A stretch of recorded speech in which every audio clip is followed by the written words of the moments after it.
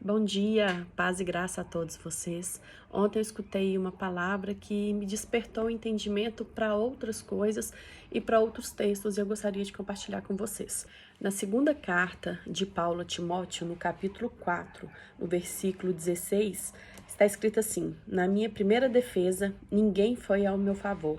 Todos me abandonaram. Quantos de nós já não passou por algo parecido, não é mesmo? Numa situação onde que você precisa se defender, seja por uma injustiça, seja por um esclarecimento de fatos, por um julgamento precipitado, mas que você se encontra sozinho. Não tem ninguém ali com você para poder te ajudar. E isso me faz lembrar o texto que eu gostaria de tratar com vocês hoje, que se encontra no livro de Isaías, no versículo 43, que começa assim a partir do versículo 1. Mas agora, assim diz o Senhor, que o criou, ó Jacó, e que o formou, ó Israel. Não tenha medo, porque eu o remi.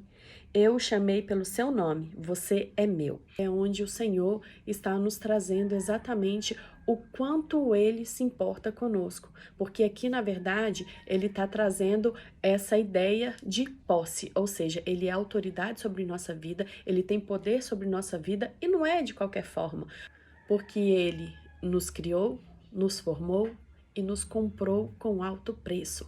Ele nos trouxe de volta para ele. E isso é algo muito importante, porque primeiro nós precisamos de entender essa questão do pertencimento.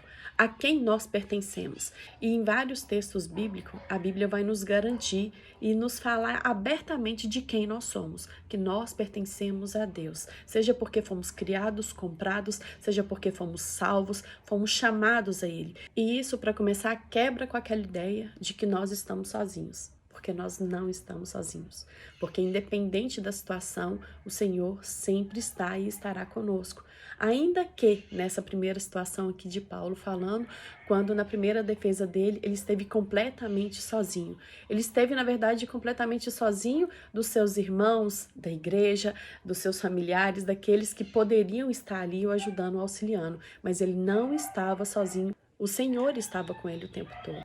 E é uma coisa tão importante de se falar que tanto no texto vem falando por vários momentos, em apenas 2 versículos, que Jacó é dele. Ou seja, essa caneta, por exemplo, ela é minha. Eu comprei, eu tenho ela.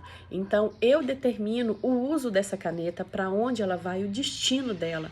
E é justamente isso que o Senhor vem trazendo pra gente, porque na verdade ele vai nos advertir que a gente vai passar por situações complicadas, tanto que o texto vai seguir dizendo, no versículo 2, quando você passar pelas águas, eu estarei com você.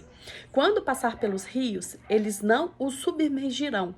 Quando passar pelo fogo, você não se queimará, as chamas não o atingirão, porque eu sou o Senhor seu Deus, o Santo de Israel, o seu Salvador.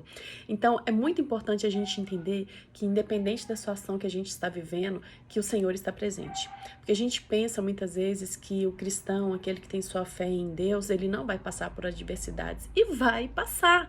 Até porque a Bíblia nos fala, o próprio Jesus, ele nos orienta, ele nos adverte dizendo que no mundo nós teríamos aflições. Mas ele também deixa muito claro que ele venceu o mundo. E uma vez em que nós estamos nele e que ele está conosco todos os dias da nossa vida, então também nós seremos vencedores através dele. E não é dizer que não vai passar por situações, porque aqui o texto está dizendo que quando você passar pelas águas, quando você passar pelo fogo, então já está te falando, você vai passar.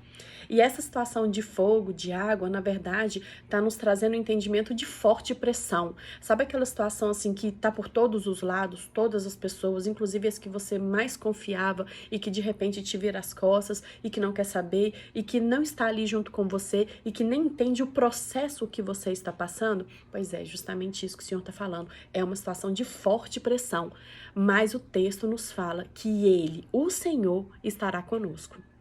E para mim a parte que assim mais é maravilhosa, mais me chama a atenção, que me emociona nesse texto, não é justamente esses versículos que já são maravilhosos, mas aqui é o versículo 4, que diz assim: visto que você é precioso aos meus olhos e digno de honra, porque eu o amo.